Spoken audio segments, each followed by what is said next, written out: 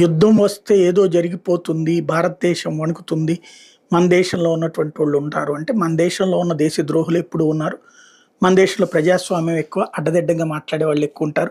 భారత్ ఏం చేసినా తప్పని వాదించే వాళ్ళు ఉంటారు. వాళ్ళు లాయర్‌ల రూపంలో ఉంటారు, టీచర్‌ల రూపంలో ఉంటారు, డాక్టర్‌ల రూపంలో ఉంటారు, మేధావుల రూపంలో ఉంటారు, జర్నలిస్టుల రూపంలో ఉంటారు.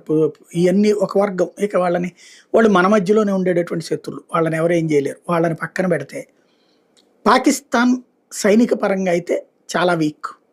మనం సరిగ్గా దెబ్బ కొడితే తిరిగి లేవగలిగే పరిస్థితి లేదు. సైన్యంలో కూడా గ్రూపులుగా ఉన్నారు. ప్లస్ అక్కడ సైన్యం మీదన పబ్లిక్‌కి నమ్మకం ఎప్పుడో కోల్పోయింది. ఎందుకంటే సైనిక అధికారులందరూ వ్యాపారాలు చేసుకుంటుంటా వాళ్ళ ఆస్తులన్నీ లండన్‌లో, అమెరికాలో సమకూర్చుకుంటున్నారు అన్నటువంటిది అక్కడ పబ్లిక్‌లో వచ్చేసింది. బట్ సైనికులు చాలా స్ట్రాంగ్. కానీ వాళ్ళని నడిపించేటటువంటి నాయకత్వం లేదు. అట్ ద సేమ్ టైమ్ అక్కడ రాజకీయ పరంగా చూసుకుంటేనేమో ఇమ్రాన్ ఖాన్ పార్టీనే దేశవ్యాప్తంగా విజయం సాధించింది. కానీ పార్టీగా దాన్ని బహిష్కరించ